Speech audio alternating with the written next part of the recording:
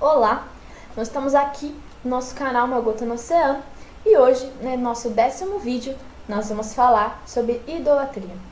Peço que você feche seus olhos para nós vamos estar orando. Pai, te agradecemos por mais uma oportunidade de nós estarmos aqui reunidos. Espírito Santo de Deus, fala aos nossos corações. Tu és bem-vindo neste lugar para fazer aquilo que está no teu coração, aquilo que tu queres. Obrigada por ser tão bom e tão maravilhoso para as nossas vidas. Espírito Santo, ajude-nos a te obedecer, a estarmos perto de ti, Senhor. Nos perdoe por tudo, Senhor. Pai, fala no nosso coração hoje, faz com que essa palavra prospere em nosso coração. Use-nos, Pai, como uma flecha que acerta o alvo. Em nome de Jesus, Senhor, abra os nossos sentidos espirituais para ti. Fala aquilo que tu queres falar aqui hoje. Em nome de Jesus. Amém e amém. Bom, eu peço que você abra comigo em Juízes 17. Nós vamos ler o capítulo todo, dos versículos 1 a 13. Diz assim a palavra do Senhor. Havia um homem chamado Mica, que morava na região montanhosa de Efraim. Ele disse à sua mãe: quando roubaram aquelas suas 1.100 barras de prata, a senhora amaldiçoou o ladrão. Eu ouvi a senhora fazer isso. Sabe de uma coisa? A prata está comigo, fui eu que roubei. A sua mãe disse: que o Senhor abençoe você, meu filho. Então ele devolveu à sua mãe 1.100 barras de prata. E ela disse: meu filho, para tirar a maldição de cima de você, vou dar esta prata como oferta ao Senhor. Ela será usada para fazer ídolos de madeira, folheada a prata. Por isso eu devolvo agora esta prata a você. Mas o filho tornou a devolver a prata à sua mãe. Então ela pegou 200 barras de prata e entregou a um ourives. Ele fez ídolos de madeira e folheou com prata. E o ídolo foi colocado na casa de Mica. Mica fez uma capela. Ele fez outros ídolos e também uma roupa de sacerdote. Separou um de seus filhos para ser o seu sacerdote. Naquele tempo não havia rei em Israel e cada um fazia o que bem queria. Um rapaz estava passando uns tempos na cidade de Belém de Judá. Ele era levita. Esse moço saiu de Belém, procurando um lugar para morar. E viajando pela região montanhosa de Efraim, chegou à casa de Mica. E Mica lhe perguntou: de onde você vem? E o moço respondeu: eu sou levita de Belém, da região de Judá, e estou procurando um lugar para morar. Fique comigo, disse Mica, e seja como meu conselheiro e sacerdote. Eu lhe darei 10 barras de prata por ano, roupa e comida. Então o jovem levita concordou em ficar com Mica e ficou sendo como seu filho. Assim, Mica o escolheu para ser um seu sacerdote. O rapaz ficou morando na sua casa e Mica disse: eu sei que agora o Senhor Deus fará com que tudo corra bem para mim, pois tenho um levita como sacerdote. Então nós vemos nesse texto a história de Mica, que ele roubou a mãe, depois devolveu o dinheiro para ela, e ela pegou o dinheiro e fez um ídolo, colocou na casa de Mica. Nós vemos que Mica fez uma capela onde ele adorava outros deuses. E tem um versículo em si que me chama a atenção, que diz que naquela época cada um fazia o que queria em Israel, porque não tinha rei. Então as pessoas estavam um pouco distanciadas de Deus. E Mica, ele fez para si uma capela, fez para si um lugar onde ele podia adorar a Deus. E além disso, ele não colocou Deus como Deus. Ele colocou uns ídolos que tinham feitos e um filho dele para ser sacerdote. Nós sabemos que naquela época tinha um lugar onde eles adoravam a Deus, nas tendas, a tenda, né, sagrada. E tinha os levitas, que eram um povo separado para trabalhar nesses lugares para Deus. Então não era qualquer pessoa que podia trabalhar para Deus, eram os levitas. Eram destinados a isso desde o nascimento. Era um povo que Deus disse que eles não iam ter terras, eles iam receber um pouco das terras dos seus irmãos, porque eles tinham uma herança, e essa herança era o próprio Deus. Que herança maravilhosa.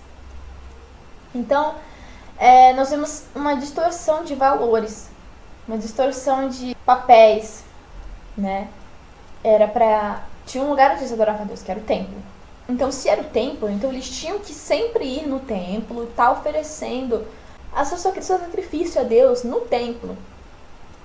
Porque era ali que Deus recebia, era ali que estavam os levitas. Porém, como cada um fazia o que queria naquela época, então, cada um fazia um templo para si em casa, com Deus que queria adorar, estava uma bagunça. E Mica, ele fez isso. Ele fez ali um templo para ele. Ele se deixou levar pela idolatria.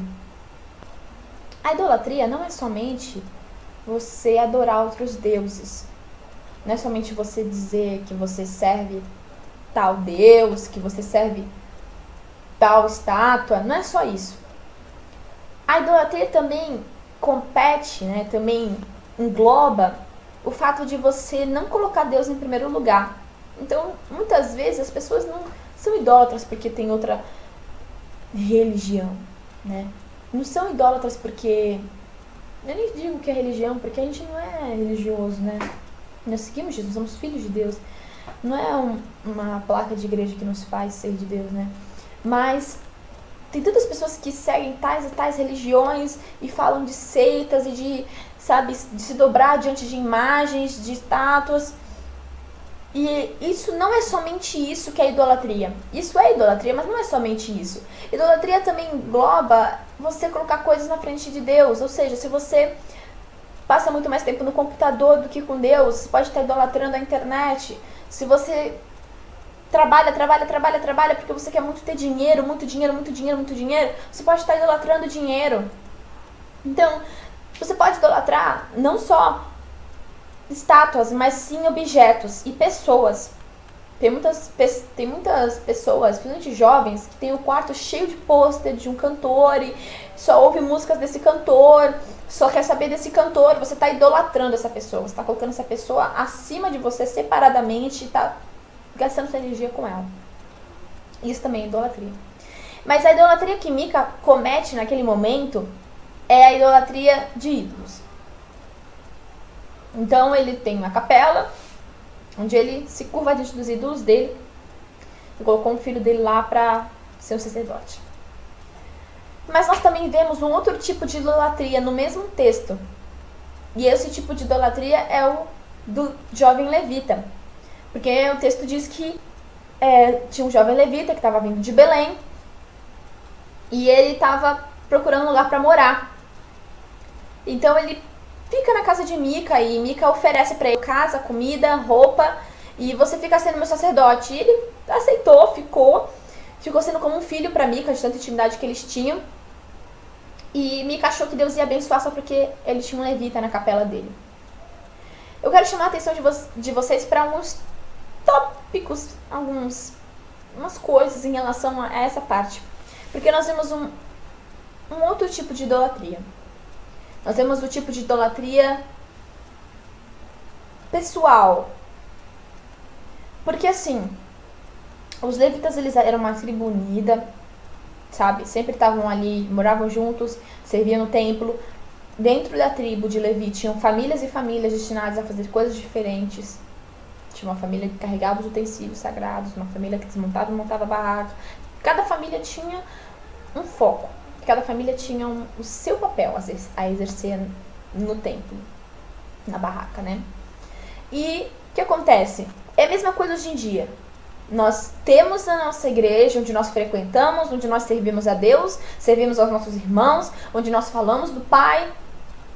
É a mesma coisa.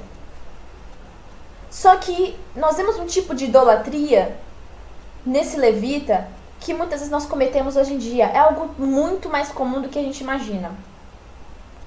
Esse levita, ele se colocou no primeiro lugar. Ele deixou que ele fosse o Deus da vida dele. Porque nós vemos que ele não estava junto com a tribo de Levi. Ele saiu de Levi para procurar o seu próprio caminho, para procurar um lugar para morar. Nós vemos que em específico, esse levita, ele estava deixando a vontade de Deus para agarrar sua própria vontade. É muito legal eu ter uma família levita, é muito legal eles estarem aqui adorando, é muito legal eu poder montar barraca com eles, mas eu quero a minha vida, eu quero saber o que eu quero fazer. Eu quero procurar o meu caminho. E quantas vezes nós somos assim hoje em dia? Quantas vezes nós queremos procurar o nosso caminho? Eu tenho que procurar o meu caminho, o meu jeito de fazer as coisas. Isso é um tipo de idolatria. Você está deixando de fazer aquilo que Deus quer para fazer aquilo que você quer. Ou seja, você está se colocando como o Deus da sua vida. Então, quantas vezes nós deixamos de fazer a vontade de Deus para fazer a nossa vontade, para fazer aquilo que nós achamos que é correto, que é certo? Eu quero te convidar hoje a deixar Deus ser o Deus da sua vida, a deixar todos os tipos de idolatria, inclusive esse tipo tão comum, que é fazer aquilo que você quer. Nós vemos muitas vezes hoje cristãos se desviando, caindo, muitas vezes em pecado, do que simplesmente preferem fazer aquilo que acha que está certo. Não ouvem a voz de Deus. Obedeça a voz de Deus, por mais que seja difícil. Permaneça onde Deus quer que você permaneça. Vá onde Deus quer que você vá. Mas tudo com a direção de Deus. Não sai por aí procurando o seu próprio caminho. Porque muitos já fizeram isso e nunca mais voltaram. E não voltaram porque não quiseram, não voltaram porque morreram. Essa é a verdade. Eu já vi muitas pessoas fazerem o que queriam e morrerem por não ouvir a voz de Deus. Então pare um pouco e ouça a voz de Deus. Sabe, muitas vezes nós temos muitos desejos. Eu já tive tantos desejos de fazer tantas coisas que era um desejo tão violento dentro de mim. Era algo que se chacoalhava assim, eu preciso fazer, eu preciso ter, eu preciso ser. Sabe, algo tão violento, algo que mexia com cada célula do meu ser. Mas não vinha de Deus. E nós temos que ter essa percepção de joelhar e orar e perguntar: Deus, isso vem de você? Isso não vem? Se não vem, tira esse desejo de mim. E era isso que esse levita devia ter feito. Deus, eu quero largar a minha tribo e ver o meu caminho, mas eu quero que você me diga se isso é de ti, porque se isso não for, eu não posso fazer. E quantas vezes nós temos que matar a nossa vontade para que a vontade de Deus seja exercida na nossa vida? Além desse tipo de idolatria, nós vemos um outro tipo de idolatria que também está muito comum nos nossos dias e que nós temos que estar de olhos abertos a isso. E esse tipo de idolatria é o segundo ato desse levita. Ele aceitou morar com Mica, ele aceitou adorar a Deus naquela capela por dinheiro. Nem era dinheiro em si, mas por roupa, comida, uma casa. E quantas vezes nós fazemos isso? Quantas vezes nós aceitamos vender o dom de Deus? Quantas vezes nós aceitamos perder aquilo que Deus tem para as nossas vidas pelo simples fato de a gente deixar alguém dar algo em troca por isso? Eu já vi muitos profetas na Bíblia que reis vinham para eles com presentes, para eles fazerem aquilo que eles queriam. Exemplo, Eliseu. Naamã veio para Eliseu com muitos presentes para que Eliseu curasse ele. Mas o que Eliseu fez? Eliseu chegou para Geazi e falou: fale para Naamã que eu não quero esses presentes. Quem vai curar ele é Deus, e vai ser para a glória de Deus, e eu não quero ganhar nada com isso. Nós estamos precisando voltar assim, a não vender o dom de Deus. Se você canta bem, se você toca bem, se você prega bem, por que cobrar tanto por isso? Você recebeu de graça. Deus não cobrou nada de você além de santidade, de entrega. Não cobre por aquilo que Deus te deu, por aquilo que Deus colocou dentro de você. Não venda o dom de Deus, não comercialize a glória de Deus. Era isso que esse levita está fazendo. E quando eu falo não comercializar a glória de Deus, dói tanto isso dentro de mim. Eu creio que não é só dentro de mim, mas no Espírito Santo. O Espírito Santo fica tão triste com isso, amado. Sabe por que ele fica triste com isso? Porque você está usando Deus, não está deixando Deus usar você. E Deus não nos usa como objeto, mas Ele nos usa como um instrumento para trazer vida. Mas você não deve usar a Deus para ter as coisas para você mesmo, porque isso só vai trazer morte. E nós vemos que esse levita vendeu a glória de Deus, ele vendeu aquilo que ele era que ele era um levita, ele vendeu isso por roupa, por casa, por comida. Não venda aquilo que você é, aquilo que Deus te fez ser, aquilo que Deus tem colocado dentro de você por nada. Outro dia eu recebi uma proposta, meio doida, confesso, e que envolvia vender um dom que Deus me deu. Na verdade, eu nasci com esse dom. Envolvia vender esse dom. Envolvia usar esse dom para ganhar dinheiro. E eu fiquei chocada, porque essa proposta foi feita por uma pessoa próxima a mim. Muito chocada. Mas, na hora, eu lembrei disso. Nós não podemos vender a glória de Deus. Nós não podemos vender o dom de Deus. E eu falei, não, eu não vou vender o dom de Deus. Nós não podemos fazer isso. Então não venda o dom de Deus. O mundo ele vai te dar muitas e muitas propostas para fazer com que você venda aquilo que Deus te deu. Mas não aceite nenhuma dessas propostas. Tem uma cantora, ela nem é tão famosa, mas ela é muito de Deus, que ela tem um testemunho marcante. Ela falou que ela sempre foi muito pobre, a família dela sempre foi pobre. Então, um dia ela foi cantar numa igreja e ela nem ia cobrar nada, ela só queria que o pastor desse a passagem de volta pra ela. Só que aí ela cantou lá, acabou o culto e ninguém deu a passagem, todo mundo foi embora, ela ficou sozinha e não conseguiu ter a passagem de volta pra casa, né? Então ela foi andando, ela falou que andou a madrugada toda. Chegou em casa cansada, com os pés machucados, chorando. E ela disse que ela tomou um banho e deitou na cama dela. E quando ela deitou na cama dela, ela disse que viu um homem de branco entrando no quarto. Um homem com um paletó branco, um chapéu branco, todo de branco assim. Um vestido de gala, né? Uma maleta. E ele começou a conversar com ela. A dizer pra ela que ele podia dar pra ela tudo o que ela queria. Que ele podia dar fama, dinheiro, que ele podia dar fãs. E aí ele fez assim com o braço. E aí ela disse que viu a parede sumir. E viu mais pessoas gritando o nome dela. Não lembro o nome dela agora, mas ele tava gritando, não sei o que, fulana, entendeu? Exemplo, Maria. Gritando o nome dela.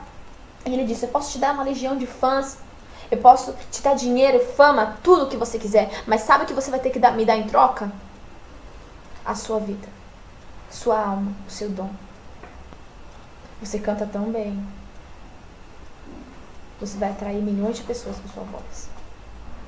É só você assinar um papel. E ele deu um papel pra ela, apresentou pra ela um papel, uma caneta.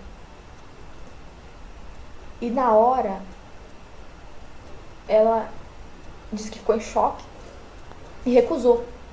Falou, não, eu não vou vender o dom de Deus, você pode bater em retirada. Ela reconheceu que era o demônio.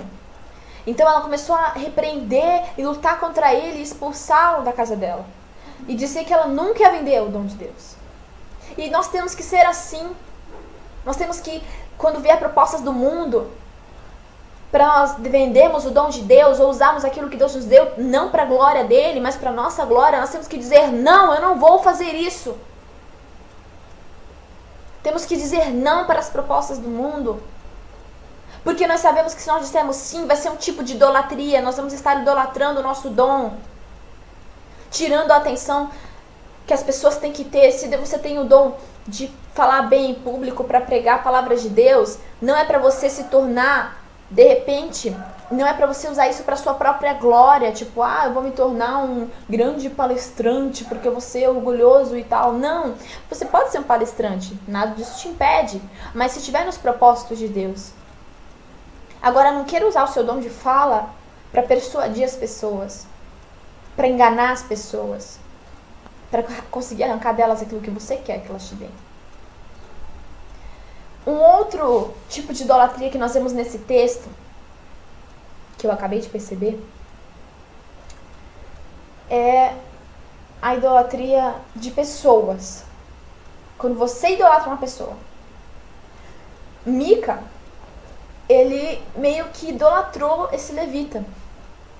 Ele não pensou, eu vou ter a presença de Deus porque eu estou obedecendo a Deus, porque Deus realmente vai se revelar a mim por tal motivo. Não. Ele buscou esse levita simplesmente pelo fato de ele ser um levita. Não pelo fato dele ser um homem de Deus, ele poder ajudar. Não. Ele buscou esse levita por ele ser um levita. Não por ele poder fazer algo. E quantas vezes nós somos assim? Quantas vezes nós idolatramos as pessoas? Quantas vezes nós pensamos, não, essa pessoa é de Deus? Quantas vezes nós, em vez de dobrarmos nossos joelhos e orarmos para Deus revelar alguma coisa que nós precisamos, nós preferimos ir no pastor e pedir para ele orar por nós? Eu não estou dizendo para você não ir no seu pastor. Eu não estou dizendo que o seu pastor não é um homem de Deus. Pelo contrário, o seu pastor é um homem de Deus. O seu pastor foi uma autoridade instituída por Deus. O que eu estou querendo chamar a sua atenção é para você não idolatrar o seu pastor, não idolatrar um músico da sua igreja, não idolatrar um cantor gospel. Pelo simples fato dele ser um cantor. Pelo simples fato dele ser um levita. Nós não temos que idolatrar as pessoas pelo que elas são, pelo que elas têm a oferecer. A presença de Deus não desce porque nós somos pessoas boas. A presença de Deus desce porque Ele é bom, porque Ele é misericordioso, porque Ele nos ama. Porque Ele quer se revelar a nós. A presença de Deus não desce porque fulano está cantando. A presença de Deus não desce porque fulano está pregando. A presença de Deus desce porque fulano, ou ciclano, ou tal pessoa abriu o coração para isso. E porque Deus é misericordioso, porque Deus é bom. Então não idolatre uma pessoa pelo que ela é, pelo que ela tem feito, pelo que ela tem se mostrado ser. Porque até mesmo Jesus, quando chamaram Jesus de bom mestre, Jesus disse, bom é Deus. Até mesmo Jesus disse. Então quem somos nós para dizermos que nós somos bons em alguma coisa? Que nós somos pessoas boas e merecemos aquilo ou aquilo outro? Se o próprio Jesus disse que bom era Deus. Então pare para pensar um pouco e reflita se na sua vida não tem nenhum tipo dessas idolatrias. Reflita, peça para o Espírito Santo te revelar. Se na sua vida não tem, se você não tem na sua vida idolatrado pessoas, idolatrado você mesmo, idolatrado situações, objetos. Nós temos que parar para analisar o nosso coração. Às vezes nós analisamos muito a vida dos outros, às vezes nós analisamos muitas situações da vida das pessoas. Nós temos que parar um pouco e reter a nossa atenção naquilo que está de errado conosco. E Mica acabou se envolvendo com idolatria e o levita também. Eu fui pesquisar o significado de Mica e descobri que significa migalhas. E além de migalhas, significa quem é igual a Jeová. Quando nós idolatramos alguém, nós praticamos qualquer tipo de idolatria, nós estamos vivendo de migalhas. Nós estamos nos sujeitando a viver daquilo que as pessoas podem dar para nós, daquilo que as pessoas podem fazer a gente sentir. Não idolatre ninguém ou algo. Não viva de migalhas. Quantas vezes a gente idolatra uma pessoa porque ela é bondosa com a gente, porque ela diz que nos ama. Quem nos ama é Deus.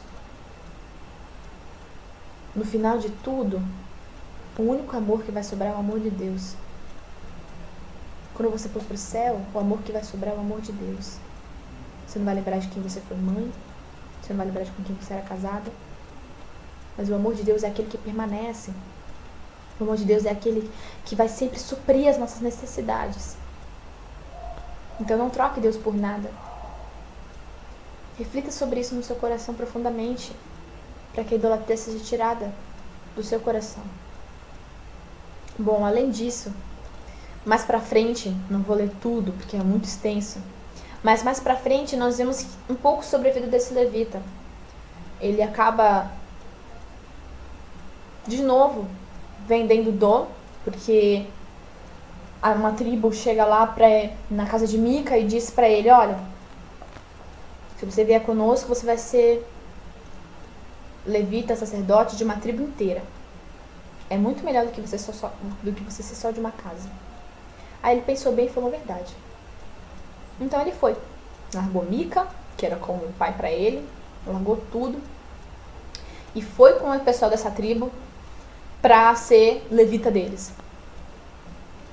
Quando você idolatra, você acaba ficando um pouco ganancioso. Porque ele queria mais e mais, mais e mais. Se viesse alguém para ele e dissesse, nós queremos te fazer sacerdote da tribo de Israel, ele ia. Porque a idolatria não satisfaz. Então você procura mais e mais jeitos de ser satisfeito com a idolatria. Porque quando você faz a primeira coisa da idolatria, você não está satisfeito. Então você faz mais e mais coisas para procurar uma satisfação que você não vai ter. Uma satisfação que você só vai ter em Deus. Então, ele vende novamente o dom dele, vai ser levita de uma tribo. E aí nós vemos uma situação em particular que me chamou bastante atenção e que muitas pessoas acham um pouco bizarro, que é o fato dele ter uma concubina, e aí essa concubina brigou com ele, tiveram uma discussão, e ela disse que ia morar na casa dos pais novamente, então ela foi. Passados uns 3 meses, ele falou, vou trazer ela de volta para morar aqui comigo. Então ele foi para perto dela e ela aceitou voltar com ele para casa. E visto que ela aceitou isso, eles foram pelo caminho normal. Só que eles pararam numa cidade para descansar, porque já era noite, não adiantava continuar a viagem. Então eles foram para uma cidade. Chegando nessa cidade, eles acabaram se hospedando na casa de um velho senhor. Essa cidade era na tribo de Benjamim. Aí à noite, bateram na porta. Aí o velhinho atendeu. Eram 2 homens, ou um grupo de rapazes. Era mais de um homem, né? Isso que eu sei. Aí ele falou assim, esses homens disseram assim pra ele, traga pra fora esse seu hóspede que nós queremos ter relações sexuais com ele. Aí o velhinho disse assim, não faz isso com o meu hóspede. Pega a minha filha, virgem, e a concubina dele, faça o que você quiser. Agora, com o meu hóspede, não. Eles eram muito hospitaleiros, costumavam guardar as pessoas que vinham de fora, essas coisas, né? E então, esses homens disseram, não, nós não queremos elas, nós queremos este homem. E senão nós vamos te matar. Aí, ele se vê naquela situação, aí o levita falou, calma. Então ele pôs pra fora só a concubina dele. Então, se você quiser fazer alguma coisa, faz com a concubina. E eles abusaram dela a noite toda. E de manhã, ela se rastejou até a soleira da porta, pôs a mão na soleira e ficou deitada ali. E aí, você pode achar que isso é errado, porque hoje é errado, hoje é crime isso. Mas nós não sabemos se naquela época era crime, porque eram costumes diferentes, tudo. Então nós não sabemos ao certo. Nós sabemos que o crime real dessa história que os benjamitas cometeram foi terem matado a mulher. Porque na manhã seguinte o levita fala pra ela, vamos embora, acorda. E ela não acordou, ela estava morta. Então ele ficou indignado, cortou o corpo dela em várias partes, espalhou pela tribo de Israel e quis fazer um protesto, como se dissesse, olha o que fizeram com a minha concubina, olha o que fizeram com a minha mulher. Então toda a tribo de Israel, todas as tribos de Israel se reuniram em um lugar só. E ele falou diante das tribos, olha, eles fizeram isso, os benjamitas, tal, eles quis acusar os benjamitas. Então eles acabaram, toda a tribo de Israel, todas as tribos, menos os benjamitas que não estavam, começaram a perguntar para Deus, Deus, o que nós devemos fazer a respeito disso? Nós devemos guerrear contra a tribo de Benjamim? Nós devemos guerrear contra eles? Então, Deus falou, guerreiem. E eles foram guerrear e perderam. Aí eles voltaram para a presença de Deus e perguntaram, Deus, mas nós perdemos, nós devemos continuar com isso? E Deus falou, vão e guerreiem novamente. E eles foram e guerrearam novamente. E eles perderam novamente dos benjamitas, então eles voltaram para a presença de Deus chorando e falaram, Deus, novamente nós perdemos. Nossos homens estão morrendo, a tribo de Benjamim está ficando pequena, como é que nós vamos viver sem os benjamitas? E Deus falou para ele, vão, guerreiem, pois vocês vão vencer. Então eles falaram, tudo bem. Eles foram, lutaram, os benjamitas já acharam que tinham vencido, só que eles perderam. E aí a tribo de Benjamim ficou bem pequena e Israel venceu Benjamim. Para mim isso remete muito à igreja em si. Sabe, a luta durou 3 vezes. Jesus morreu na cruz e ficou 3 dias morto antes de ressuscitar. Jesus veio para tirar de nós toda idolatria, para virar os nossos rostos para Deus, para nos justificar, para que os nossos pecados não fizessem separação entre nós e Deus. Por 3 dias, Jesus lutou por nós no inferno, para pegar as chaves do inferno, da morte e da vida, e ressuscitar. E eu vejo muito isso. Jesus, ele morreu para que nós fôssemos livres da idolatria. Jesus, ele sacrificou a vida dele para que nós pudéssemos somente adorar a Deus, largássemos nossos pecados e fôssemos santificados pelo sangue dele. Então não deixe que nada te tire da presença de Deus, mas seja justificado pelo sangue de Jesus. Nós, como igreja, temos a obrigação de estarmos lutando todos os dias contra a idolatria, porque nós vivemos em um mundo idólatra. Nós vivemos em um mundo que idolatra pessoas, situações, principalmente o dinheiro. Nós vivemos em um mundo que as pessoas fazem tudo por dinheiro. Nós vivemos em um mundo que as pessoas se corrompem pelo dinheiro, pelos objetos, por ter, possuir. Então pense sobre isso. Ore sobre isso. Para que Deus tire a idolatria não só de nós mesmos, mas da igreja no geral. Porque os benjamitas faziam parte de Israel. Então os benjamitas eram parte da nação. E quantas vezes tem uma parcela da igreja que está em idolatria? Eu não estou dizendo para você virar para o seu irmão na igreja e matar ele. Não estou dizendo isso para você. Eu estou dizendo para você orar pelos seus irmãos na fé que não estão conseguindo adorar a Deus, mas que estão sendo idólatras. Não estou dizendo para você chegar para eles e acusá-los. Não, eu estou dizendo para você amar esses irmãos e orar por eles. Deus, liberta os nossos irmãos que estão praticando idolatria. Liberta os nossos irmãos que estão idolatrando pregadores. É isso que nós devemos orar por esses irmãos. Porque a nossa guerra não é contra a carne, não é contra a sangue, mas a nossa guerra é contra potestades e principados malignos. Nós vemos que além disso, eles venceram. Eles venceram a idolatria em Israel.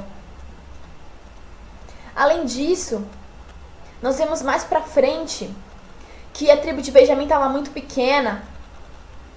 E eles estavam com medo que os benjamitas fossem extintos. Eles não queriam ficar sem aquela tribo. Afinal, eles eram irmãos, era uma família ali. Então, o que aconteceu? Ele pegou e eles estavam na reunião novamente. Todo mundo junto, na mesma reunião onde Deus tinha revelado que era para ser feito. E nessa reunião eles começaram a chorar e falar diante de Deus. Deus, aconteceu isso, o que nós devemos fazer agora? E eles tinham feito uma promessa que nenhum deles ia dar suas filhas para se casarem com benjaminitas. Mas eles lembraram que tinha uma cidade que não tinha participado dessa reunião. E era a cidade de Gileade. Então eles falaram, vão para os benjamitas, vão nessa cidade. Enquanto estiver tendo festa, peguem as moças. Levem as moças embora. Porque assim ninguém vai estar dando elas para você. Ninguém vai estar descumprindo o trato. E ao mesmo tempo, a tribo não vai acabar. Então, mais pra frente, no final, assim, de Juízes, ele descreve que estava tendo uma festa em Gileade, as meninas dançando, os homens também. E de repente, entre um monte de gente, pá, pega as meninas e some com elas. E leva elas para Benjamim. E na tribo de Benjamim, elas repovoam a tribo. Quantas vezes nós vamos ser chamados violentamente por Deus para mudar de lugar, para mudar as atitudes, para que nós possamos restituir, reconstruir algo que foi desconstruído, algo que foi destruído? Deus não quer acabar com o povo idólatra. Acabar no sentido de exterminar, de matar. Mas Deus quer restaurar. Deus quer restaurar o povo dele que tem praticado idolatria. E Ele quer usar nossas vidas para isso. Muitas vezes nós vamos ter que sair do nosso conforto, muitas vezes nós vamos ter que sair das nossas festas, dos nossos ambientes de descanso, para estarmos guerreando, para estarmos reconstituindo, restaurando tribos e nações, para adorarem somente a Deus. E foi isso que essas meninas fizeram. Elas foram para Benjamim, pregaram para os seus filhos e reconstituíram uma tribo e voltaram o rosto dessa tribo para o Senhor. E Deus nos chama hoje para praticar o evangelho de reconciliação. Reconciliar o homem com Deus. É para isso que Jesus veio, é para isso que Jesus nos chama hoje, para nós usarmos o poder dele para reconciliar as pessoas com o Pai. Eu creio que é isso que Deus quer falar conosco hoje. Te peço que tu feche teus olhos para nós estarmos orando, para que Deus venha estar nos revelando cada dia mais o que nós temos que deixar por Ele, a idolatria que nós temos praticado, para que nós possamos exterminá-la em nossas vidas. Pai, te agradeço por mais uma oportunidade de nós estarmos aqui reunidos compartilhando a Tua Palavra. Senhor, ajude-nos a largarmos toda idolatria, Deus. Tudo aquilo que nos afasta de Ti. Ajude-nos a não idolatrarmos pessoas, nem situações, nem objetos, nem a nós mesmos. Espírito Santo, guia-nos para que nós venhamos a deixar os nossos costumes mundanos, a nossa idolatria, para Te seguir, para Te servir, Senhor. Perdoa-nos, Senhor, os momentos que nós adoramos outras coisas que não eram o Senhor. Perdoa-nos, Espírito Santo, nós nos humilhamos e nos rendemos a Ti novamente. Te pedimos que Tu venha estar nos guiando novamente, Senhor. Nós queremos andar conforme o Senhor quer que nós andemos, Pai. Perdoa-nos a nossa idolatria e ajude-nos a não andarmos mais em idolatria, Deus. Mas ajude-nos a andarmos conforme a Tua vontade, conforme o Teu querer para as nossas vidas. Obrigada, Espírito Santo, por ser tão maravilhoso para conosco. Ajude-nos a voltar os nossos rostos para Ti, Deus, e só Te adorarmos. Ajude-nos também, Espírito Santo, a sermos instrumentos de restauração para a vida das pessoas, de reconciliação, para que elas voltem para Ti, em nome de Jesus. Nós Te agradecemos e Te louvamos, e que essa palavra prospere nos nossos corações e nas nossas vidas, Pai. Em nome de Jesus, amém e amém. Obrigada pela sua participação nesse vídeo, que Deus abençoe a sua vida, abençoe a sua semana, e que você venha realmente a adorar somente a Deus. Amém.